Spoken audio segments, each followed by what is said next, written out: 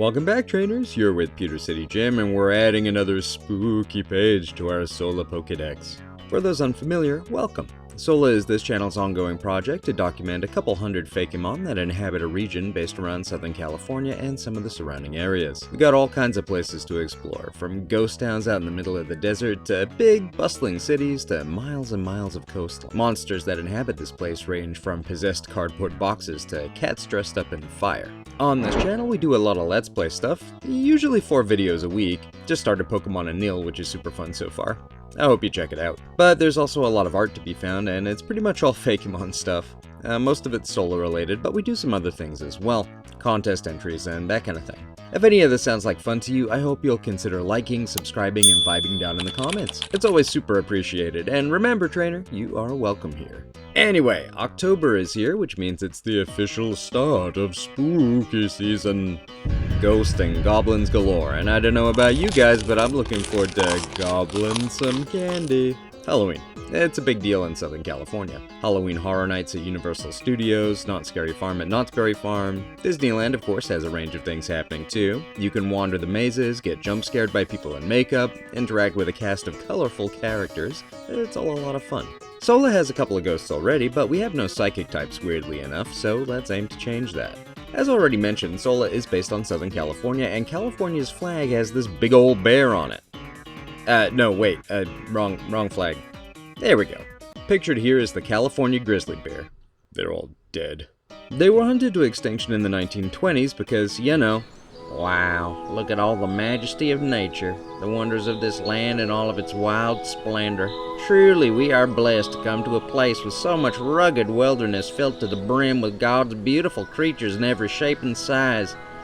Ma, fetch me my shooting iron. So the only bear you'll see in the wild here is the black bear. A handful of sightings of grizzlies are reported every year, but those can pretty much be chalked up to lighter coats on black bears. Black bear is a common species name, but the coats range from black all the way through to light brown. There's talk of reintroducing grizzlies to California, but in general it seems like a bad idea, only because there's not really enough of their mainstay habitat left to support them, and the chances that they'd thrive in this new world of highways and freeways and Arby's dumpsters would end poorly. Still, that's no reason we can't have some in Sola, right? Let's go and check out some prime bear habitat. I'm excited to go on a hike through the woods at night. What could possibly go wrong? Wait, why are we in a city? I wouldn't expect to find bears here. Oh, I know. See, the ghouls and zombies of big flashy Halloween events aren't the only live performers you can find in SoCal. There are a lot of independent street performers too. Most of them do music of one kind or another, but some are more general performers. A lot of them can be found in places like Santa Monica Pier or Venice Beach, and most are nice. Some can be kinda scary, much like the costumed characters of Hollywood Boulevard. If they don't get an adequate tip, they can go feisty. Misty gave me the initial idea for a street performer bear, but hopefully the direction I've taken it in will shock and amaze. See, imagine in a world where ghosts are real and tangible that the vast majority of your species was hunted to extinction. It's a situation where you must adapt to survive. You don't want to be hunted by humans, you need to become useful to them. Apart from shelter, food, water, none of which you can provide without being meat, what do humans crave? Entertainment! See, I like the idea that the ancestors of this Fakemon were probably already psychic type. Bears seem to already have an aura of mystique about them within past societies, and this carries through into pop culture. Once this Fakemon was forced to change, though, they developed an affinity for the ghost type as well, spurred on by the support of their ancestors. And they look a little like clowns, because clowns are generally thought of as pretty terrifying nowadays.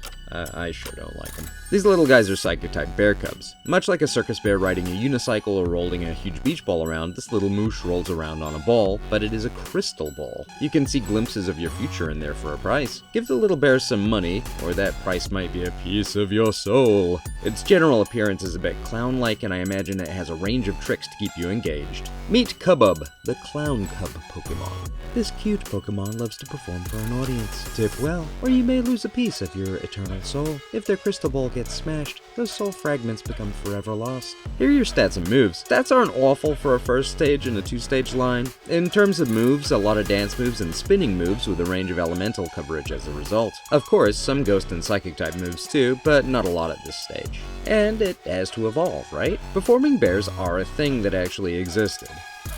I mean, they do still exist despite the practice being illegal in most places. I'm pretty sure it never happened in Southern California, thankfully. I am firmly against any kind of mistreatment of animals, of course, and the practice of training these bears is pretty barbaric. But then again, so is hunting a whole group of creatures to extinction.